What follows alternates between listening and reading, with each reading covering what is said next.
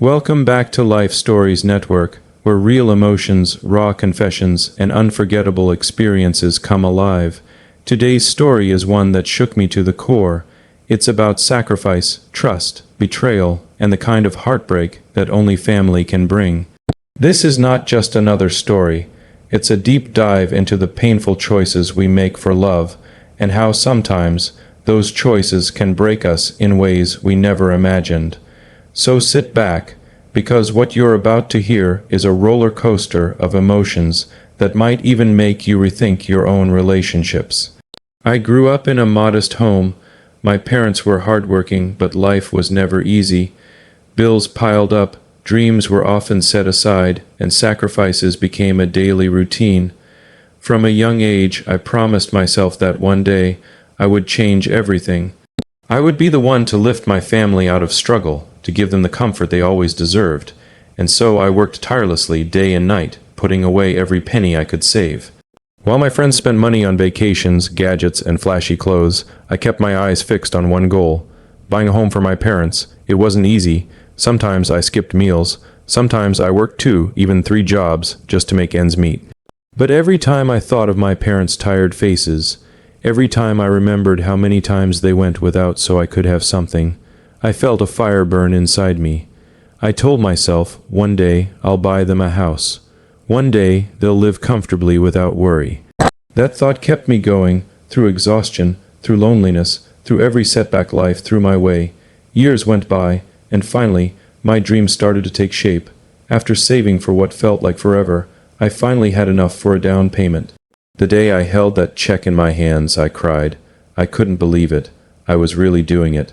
I was going to buy my parents a home, a real home with space, warmth, and dignity. I wanted to see the joy in their eyes, to watch them walk into a house that would finally be theirs. And so, without hesitation, I told them my plan. At first, they looked shocked. Then they cried, hugged me, and told me how proud they were. My mom said I was the best child anyone could ask for. My dad held my hand and told me I was making his biggest dream come true. In that moment, I felt like everything I had ever worked for was worth it. Every sleepless night, every missed opportunity, every scar of struggle, it all led to this moment. My heart was full. The process wasn't simple, but I pushed through it all.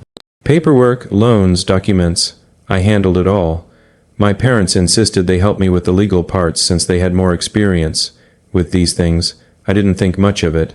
I trusted them. After all, this was for them. Why would I doubt the very people I was sacrificing everything for? I signed where they told me to. I submitted the documents they asked for, and I never looked twice. My only thought was, this house will finally give them peace. Finally, the big day came. The house was ready. It was beautiful, better than anything I ever imagined.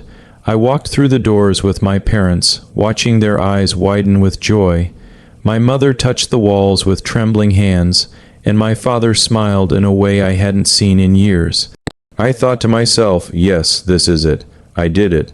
That night I slept like a child, dreaming of the laughter and happiness that would now fill their lives. But then, things started to change.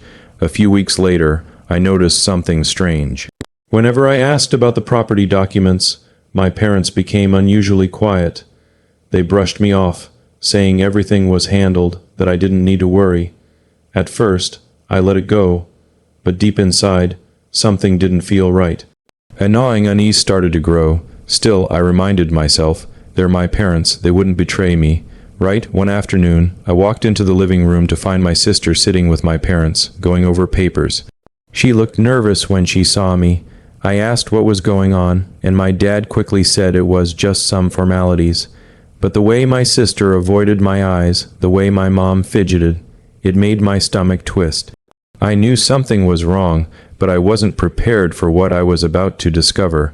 A few days later, while cleaning, I stumbled upon a folder hidden in a drawer.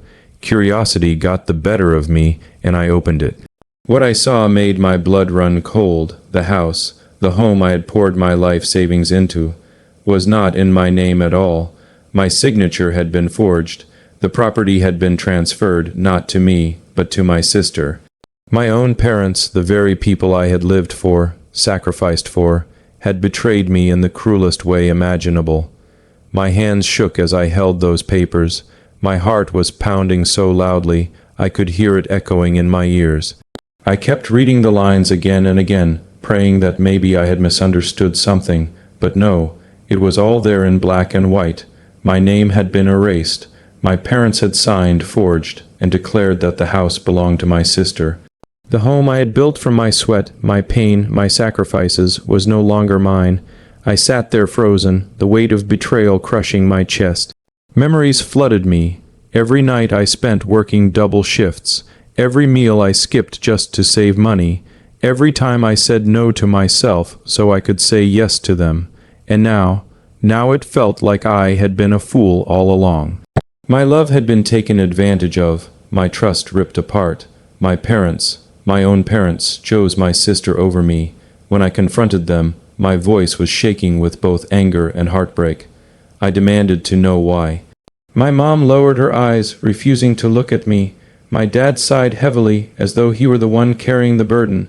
And then my sister, bold and unapologetic, simply said, "They wanted me to have security. You're independent. You can take care of yourself. But I needed this more than you." Her words sliced through me like a knife. Security, independence, was my sacrifice not for their security? Was my love not enough? I turned to my parents, desperate for some explanation, some justification. But all I got were excuses. My mom whispered, "You'll understand one day. Your sister needed it more. You're strong. You'll survive." In that moment my world collapsed. I wasn't just hurt. I was shattered. It wasn't about the house anymore. It was about the betrayal, the blatant disregard for everything I had done. I wasn't their child who gave them everything. I was simply a tool, a means to an end. My parents had weighed us, measured us, and decided my sister was worth more. For days I couldn't eat, I couldn't sleep. I would wake up in the middle of the night with tears streaming down my face. I kept asking myself, what did I do wrong? Was I not a good son? Was my love invisible? Did all those years of sacrifice mean nothing? I looked in the mirror and barely recognized the person staring back. The spark in my eyes was gone, but pain has a way of teaching lessons we never wanted to learn. Slowly, I realized that this wasn't about me failing as a son. It was about them failing as parents. They had made a choice, and it was a choice that showed me where I truly stood in their hearts. For the first time in my life, I had to accept that the people I thought would always protect me had been the very ones to destroy me. The house that was supposed to bring us together became the wall that tore us apart. My sister moved in, proudly showing off her home to her friends. My parents visited often, smiling and laughing as if nothing had happened. And me, I stood outside that house one evening, staring at the walls I had paid for, knowing I would never truly belong there.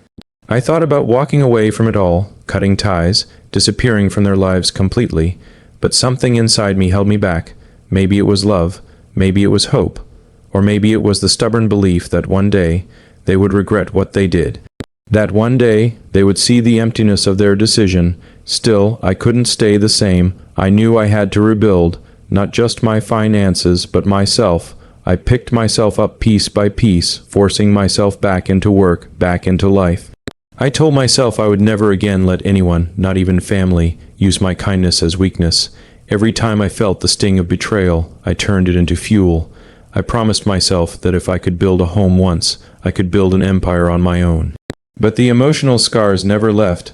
Holidays became awkward. Phone calls were short. My parents would invite me over, pretending like everything was normal. But every time I stepped into their presence, I felt the shadow of what they had done. My sister would act smug, making little comments about her house, and each word was like acid burning into my skin. I started journaling, writing down my pain, my anger, my lessons. It was in those pages that I found clarity. I realized that love without respect is nothing, trust without honesty is dangerous, and sacrifice without gratitude is poison. My parents may have taken the house from me, but they also gave me a gift, the gift of truth. I finally saw them for who they were. One evening, I sat down with them again. My voice was calm, my eyes steady. I told them that what they did had broken me in ways they could never imagine. I told them I would never forget it. And then I told them I forgave them, not because they deserved it, but because I deserved peace. I would no longer beg for their approval, no longer chase their love. I would live my life for me. They didn't know what to say. My mom cried, my dad looked away, my sister rolled her eyes, but for the first time in years I felt light. I walked out of that room carrying nothing but my dignity, and that, I realized, was worth more than any house. Life after betrayal is never the same. It changes you in ways you don't always see right away. For me, the change was slow but deep. I became more cautious, more guarded. I learned to keep my heart close and my trust closer. The people I once thought were my foundation had cracked beneath me, but somehow I was still standing. And I promised myself that from then on I would build my own life, brick by brick, without expecting anyone to stand beside me unless they truly deserved it. The hardest part wasn't losing the house. It was losing the belief that family would never hurt you. When strangers betray you, it stings, but when your own parents, the people who raised you, choose to betray your trust, the pain digs into your soul. I had to grieve that loss. It wasn't just about property papers. It was about the loss of innocence, the loss of unconditional love I thought I had. But through all of that pain, I also discovered something powerful. I was stronger than I ever knew.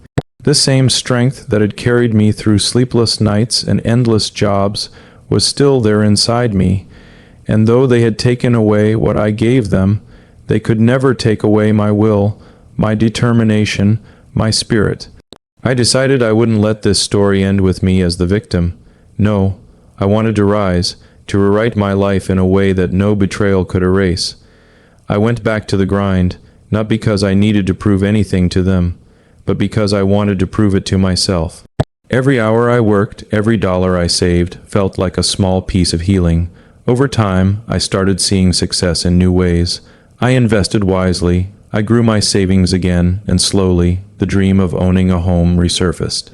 But this time, it wasn't for anyone else. This time, it was for me. Not to please my parents, not to earn their love, not to win their approval, but because I deserved a safe place, a sanctuary where betrayal couldn't reach me. Years later, I stood outside a house, my house. The keys jingled in my hand as I unlocked the door and stepped inside. There were no tears from my parents, no applause, no celebration, just me, and yet it was the most beautiful, liberating moment of my life. The walls whispered freedom, the windows reflected strength, and the floors held up a new version of me. Someone who had been broken but refused to stay broken. Of course, my parents and my sister heard about it. They called, they tried to visit, they tried to smile and act like they had always supported me, but by then I had learned to set boundaries.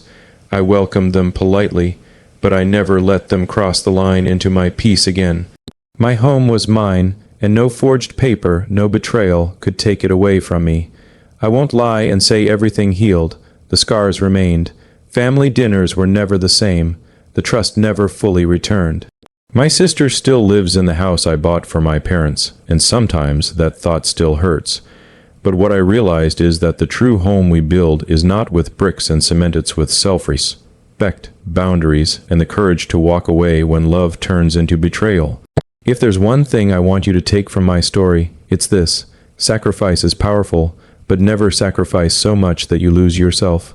Love your family, yes, but don't let love blind you. Because sometimes the very people you give everything to are the ones who will take it all and leave you empty. Protect your heart, protect your dreams, and most of all, never forget your own worth. When I look back now, I don't see failure. I see a lesson, a painful one, yes, but a lesson that reshaped me. It taught me that blood doesn't always equal loyalty. It showed me that betrayal can be the beginning of strength. And it reminded me that no matter who turns their back on you, you can always rise again. And to anyone listening who has faced betrayal, whether from family, friends, or loved ones, know this, you are not alone. Your pain is real, but so is your strength. Don't let their choices define your worth. Don't let their betrayal define your future. Stand tall, rebuild, and remind yourself that you are enough. Today, when I sit in my living room, sipping coffee in the quiet of my own home, I smile. Not because everything turned out the way I once dreamed, but because I survived. Because I created a life of my own, with no strings attached, no signatures forged, no love manipulated. Just me, my resilience, and my truth. So yes, I spent my life savings on a house that was stolen from me. Yes, my parents betrayed me in a way I never thought possible. But in losing that house, I gained something priceless. I gained myself. And that, I've realized, is a home no one can ever take away.